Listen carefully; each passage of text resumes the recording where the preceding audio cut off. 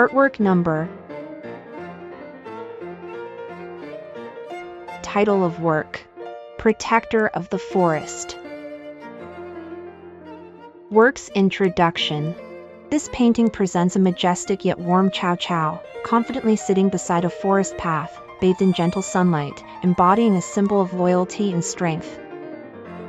The artist delicately captures the Chow Chow's signature golden fur, with soft light and shadow adding richness and fluffiness to the coat, as if one could feel its warmth when a breeze passes by.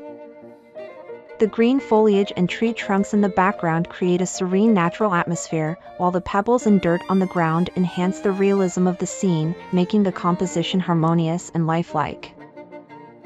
The Chow Chow's purple tongue peeks out slightly, symbolizing its unique breed trait, adding a touch of liveliness and approachability to the painting. Its focused gaze carries both wisdom and authority, while also conveying a sense of tenderness and guardianship over the world, as if it were the protector of the forest, silently watching over the land.